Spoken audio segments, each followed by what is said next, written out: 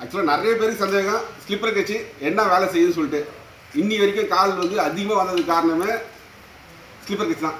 ஏன்னா ஒரு ஸ்டாஃப் வந்து ரிலீவ் ஆகிற அளவுக்கு மைண்ட் செட்டுக்கு போயிருக்காங்கன்னா அவங்களால எக்ஸ்பிளைன் பண்ணுறதுக்கு டைம் கிடைக்கல. அது அளவுக்கு கேள்விகள். என்ன ஸ்லிப்பர் கட்சி அப்படின்னா பிரம்மாண்டம் அப்படின்னா ஸ்லிப்பர் கட்சி பிரம்மாண்டம் தான். அதில் ஒரு மெக்கானிசம் என்னென்னா, இப்போ நார்மலாக ஒரு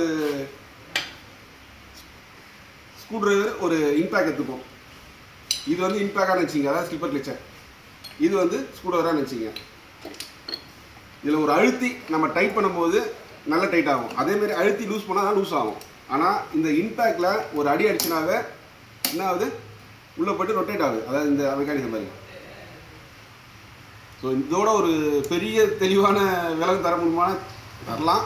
இதுவும் ரொம்ப எளிமையான விலகம் தான் இது. இப்போ எவ்வளோ ஆர்பிஎம் சுற்றுதோ, இப்போ இதை ஒரு பிரைமரி கியராக வச்சுப்போம். பிரைமரி கியர் ரன் ஆகும்போது புல் பண்ணும், அதாவது உள்ளே புஷ் பண்ணும். இதை வந்து ஸ்லிப்பர் கிளச்சை வந்து அழுத்தம். அது வரைக்கும் நார்மலாக தான் இருக்கும். இது ஒரு 50% ப்ரெஷர் தான் இருக்குன்னு வச்சிங்களேன். இப்போ 1000 ஆர்பிஎம் பண்ணோன்னா அந்த 1000 ஆர்பிஎத்துக்கான ப்ரெஷரை பில்ட் பண்ணும். ஆனால் இது வந்து எப்போவுமே அழுத்திக்கிட்டே தான் இருக்கும். அதாவது ஒரு 100%னா 100%ஆக இருக்கும். இதில் வேறு ஹோல்ஸ் போடுவாங்க, ஸ்ப்ரிங்கை போடுவாங்க, அதுக்கு ஒரு திக்கு ஸ்ப்ரிங்கை போடுவாங்க, வாஷர் போடுவாங்க. அதெல்லாம் புட்டாப்பு. அதனால் ஒன்றுமே பிரயோஜனம் கிடையாது. என்னென்னா கை வலிக்கும். ஸ்ப்ரிங்கை டைட்டாக வச்சா ரிலீவ் டைமும் கம்மியாகிடும், கீட் டைட் ஆகும். அந்த மாதிரி வாஷர் வச்சாலோ இல்லை ஷேவ் பண்ணி போட்டாலோ எது இருந்தாலும் சரி, அந்த ரிலீவிங் டைம் வந்து இல்லைனா கியர் ஷிஃப்டிங் ஆடாக தான் இருக்கும். சீக்கிரமாக பிளேட்டு போகும். எவ்வளோ டார்க் இருக்குது அந்த டார்க்கை வந்து கண்ட்ரோல் பண்ணுறது எதுனா இந்த பிளேட்டு ஸ்ப்ரிங்கு தான்.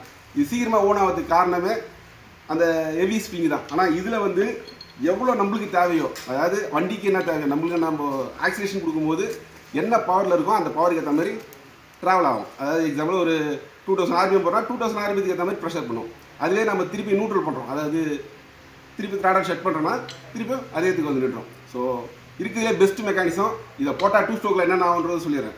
பிஸ்டன் தெரியாது, கனெக்டட் சீக்கிரம் தெரியாது. காரணம் ஏன்னா எப்பவுமே ஒரு ப்ரெஷர் ஓடுறதுக்கு இது ஸ்மூத்தாக இருக்கும். அதிகமாகவும் ப்ரெஷர் கொடுக்காது, தேவைறதுக்கு ப்ரெஷர் கொடுக்கும். அதே மாதிரி சைஸ் பிளேட் தெரியாது, கியர் பாக்ஸ் தெரியாது, சொல்லினே இருக்கலாம். ஏன்னா இது பின்னால் நிறைய டேட்டா எடுத்ததில் தி பெஸ்ட்டு. ஏன்னா ஒரு கியர் வந்து ஸ்மூத்தாக இருக்குன்றது வந்து இதுதான் மெயின் ரீசனு. ஆட்டோவுக்கு போட்டு பார்த்துருப்பீங்க, ப்ளஸ்ஸு ஆர்டி போட்டு பார்த்துருப்பீங்க. அவங்க சொன்ன எல்லாமே கியர் ஸ்மூத்னஸ்ஸு, பவர் லாஸ் இல்லாமல். அதாவது பவர் வந்து இருக்கிறதுலே அல்டிமேட். இங்கே என்ன பவர் இருக்கோ அந்த பவரை டிரான்ஸ்லேட் பண்ணுறதோட வேலை கிளச்சு. So the best.